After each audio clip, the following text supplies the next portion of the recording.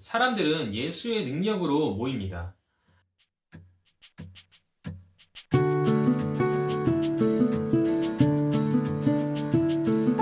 안녕하세요. 이지성 전도사입니다. 사도행전으로 보는 한국교회 6번째 시간인데요. 오늘은 목회자라는 주제를 통해서 우리가 말씀을 나누고자 합니다. 어제 걷지 못한 자가 걷게 되었습니다. 그리고 그는 베드로와 요한을 붙잡았는데 많은 사람들이 놀라면서 솔로몬 행각이라 불리는 곳에 모여들었습니다.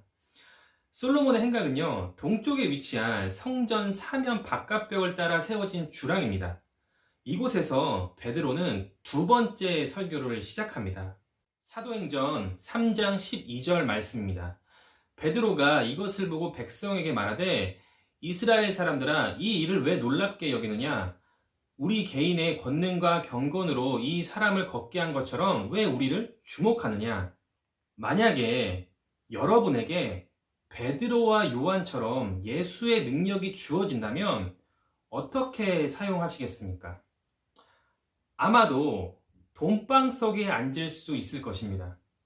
또한 어려운 의사 면허 시험을 보지 않아도 되겠죠.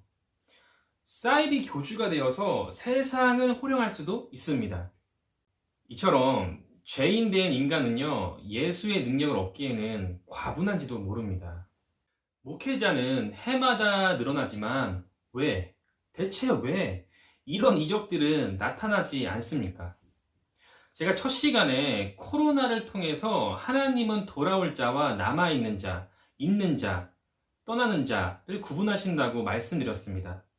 교회를 다닌다고 하여도요, 모두가 남아있는 자는 아닙니다. 문턱에만 앉아있다면 돌아올 자이죠. 또한 사역자도 돌아올 자에 속합니다. 교회는 기업화되면서 예수의 능력을 잃은 듯 합니다. 걷지 못한 자를 일으키지 못하는 것이 아니라 일으키지 않습니다.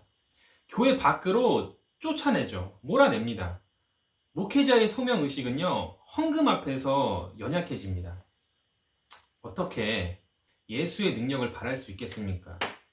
물론 말씀 가운데 한평생 목회하시는 분들도 당연히 있습니다. 그 과정에서 병든 자의 몸이 치유되는 하나님의 역사도 분명히 있어요. 그럼에도 모인 사람들이 지켜 세우면요, 또 무너지는 것이 이 사람이거든요. 그렇기 때문에 목회자는 말씀으로 항상 깨어 있어야 하는 이유입니다. 예수의 제자들은 평생 동안 복음을 전하는 일에 전념했습니다. 그 사이 일어나는 이적은요, 자신들의 것이 아니라고 말합니다. 또한 이 일을 놀랍게 여기느냐? 그 청중들이 모여 있는 곳에서 이렇게 이야기합니다. 그들에게는 걷지 못한 자가 걷게 된 것은 놀라운 일이 아니었습니다. 왜냐하면 확실한 복음의 소명을 갖고 있었습니다. 예수의 능력을 의심하지 않았습니다. 그리고 가장 중요한 것은 겸손했습니다. 이처럼 사람들은 예수의 능력으로 모입니다. 한 목회자의 능력으로 모이는 것이 아닙니다. 복음을 전할 때 모이기 힘씁니다. 복음을 전할 때 하나님의 기사와 표적이 있습니다. 교회는 하나님을 말할 때 모인 자들로 세워집니다. 특정 사람들만이 세우는 것이 아닙니다. 목회자는 신실하고 정직하게 말씀을 전해야 합니다. 언제나 하나님의 말씀으로 깨어 숨쉬는